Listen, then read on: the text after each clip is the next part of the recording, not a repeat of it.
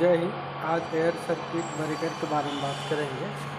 ये 1250 एम्पियर का TPM EDO air circuit breaker है। EDO मतलब इलेक्ट्रिकल ड्रॉ आउट ब्रेकर है। ये ACB ब्रेकर, ये इमरजेंसी है।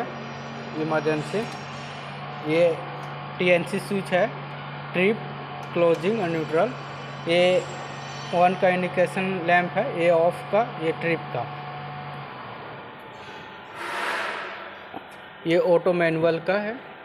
तीनों मैं इसके बारे में फंक्शन कैसे काम करती है सारा कुछ बताऊंगा। ये कंट्रोल वायरिंग है, डायग्राम। ये कंट्रोल वायरिंग कैसे कैसे है पैनल में, उसको सारा डिस्कशन करेंगे, सारा आपको अच्छी तरह से समझाएंगे। इससे पहले एक पुरानी वीडियो बना चुका हूँ, उसको आप देखना ना भूलें पावर वायरिंग के लिए। तो फर्स्ट DPMCB लेंगे, फेज और न्यूट्रल। ये फेज हो गया और ये न्यूट्रल हो गया। तो फेज R20 दिए हैं, इसका R20 आपको दिखाते हैं। देखिए R20 ये है R20। ये R20 डायरेक्ट ये जो ACB है एयर सर्किट ब्रेकर उसमें गया है, उसका 21 और 24। तो इसका देखिए 21 और 24 ये कॉमन है, ये NC है, ये NO है। तो इसका NO गया है। ये 24 है, ये R21, ये 24 ACB से निकल के डायरेक्ट एक्सिलरी कॉन्टैक्टर में गया है। आपको दिखाता हूँ। ये जो है, ये जो R20 है, ये यहाँ से निकल के R20 डायरेक्ट एक्सिलरी कॉन्टैक्टर में गया है। ये देखिए R21 इसको A1 को दिया है, ये कॉन्टैक्टर 1 होने के लिए ये न्यूट्रल इधर से दिया गया है। यहाँ तक तो आपको समझ में आ गया होगा, ये कॉन्टैक्टर तक। और इसका यहाँ से जो R21 है वो 1 का इंडिकेशन लैंप के पास जाएगा, R21। तो ये देखिए R21 ये 1 का इंडिकेशन लैंप। यहाँ तक तो आपको समझ में आ गया हो। फिर यहाँ जाते हैं 21। ये 21 जो R20 है, इसके साथ 3 लूप है। R21 को 81 और B1 को। ये मोटर स्प्रिंग चार्ज मोटर है, उसके लिए फेज दिया गया है। दूसरा ट्रिप लैंप के लिए इसका NO उपयोग किया गया है, सॉरी NO। तो दिखाते हैं आपको। ये 81, देखिए 81 और 84, 81, 84। क्या देखिए 81, 84 को NO कॉन्टैक्ट दिया गया, ये ट्रिप को।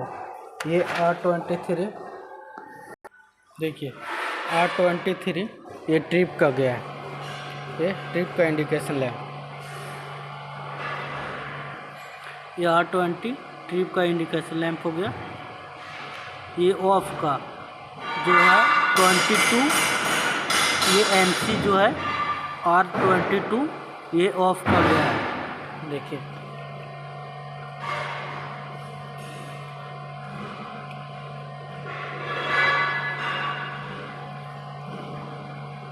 ये R22, ये 22 डायरेक्ट, ये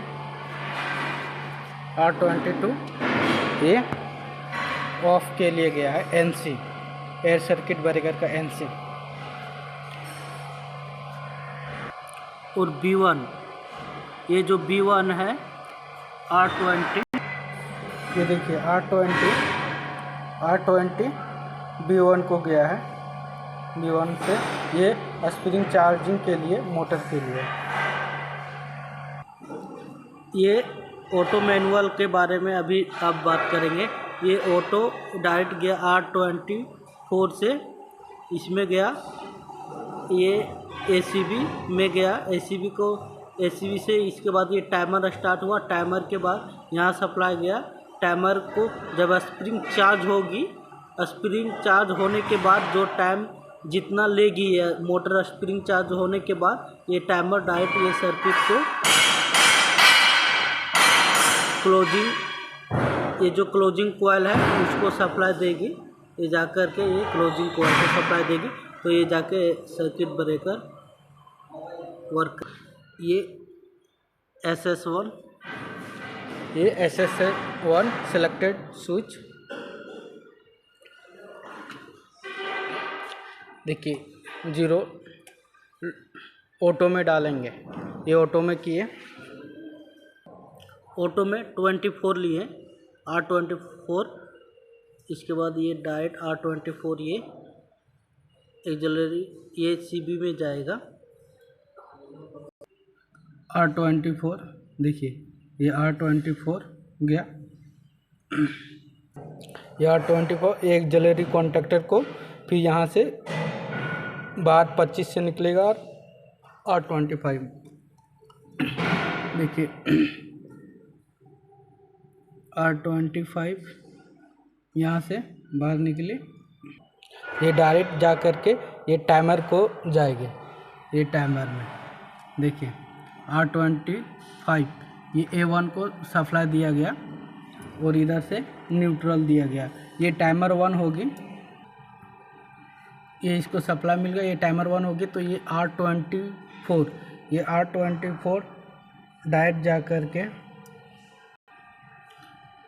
ये यहाँ से एंट्री R29, ये R29 डायरेक्ट क्लोजिंग कॉइल के लिए जाएगा।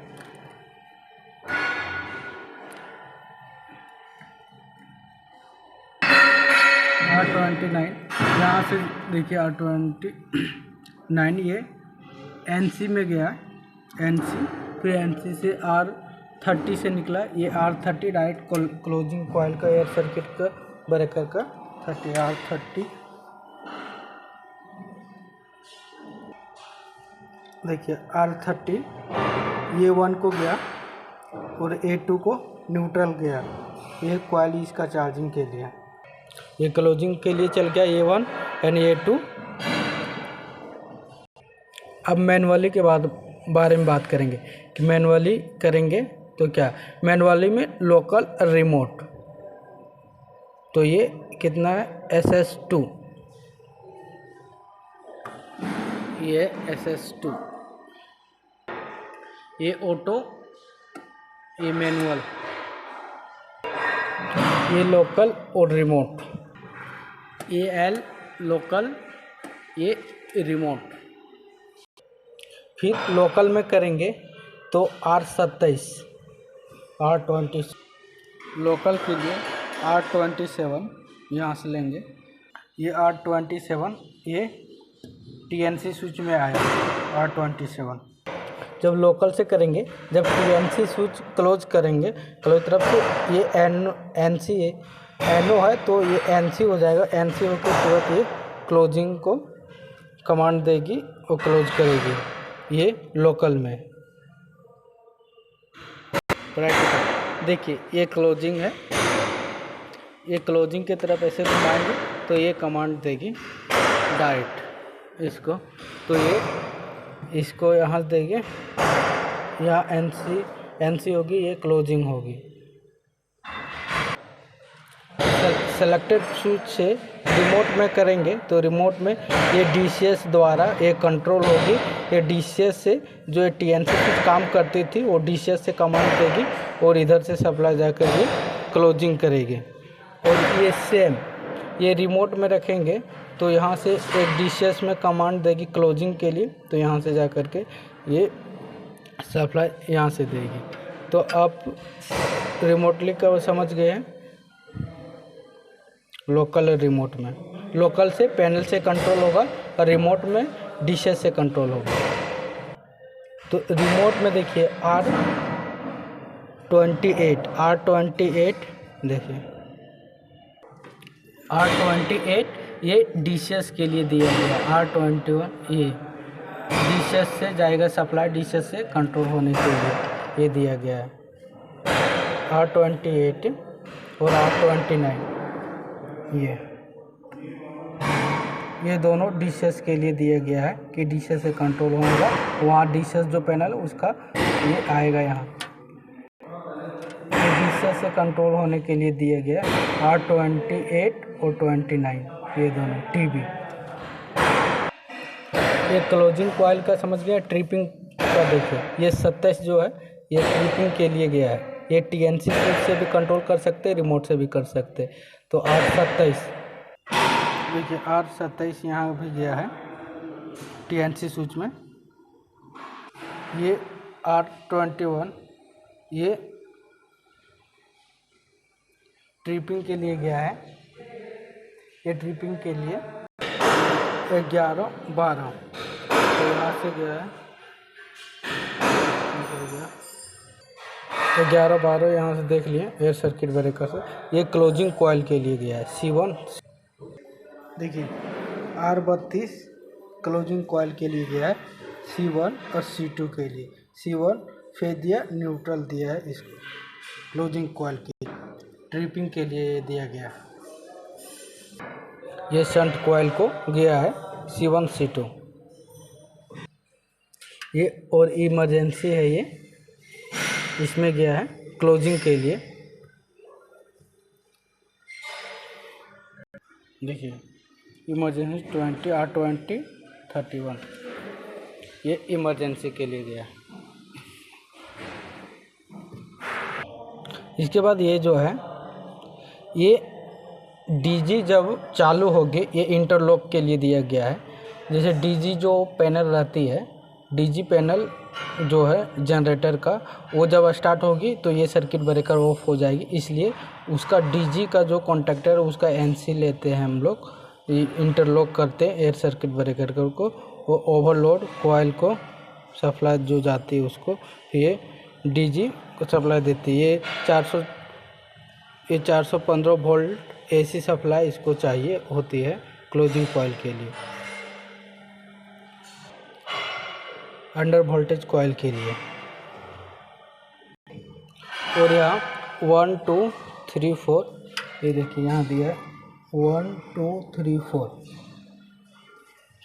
ये इंटरलॉकिंग के लिए दिया है। आई होप आपको समझ में आया होगा एयर सर्किट ब्रेकर कैसे काम करती है, इसका कंट्रोल वायरिंग डायग्राम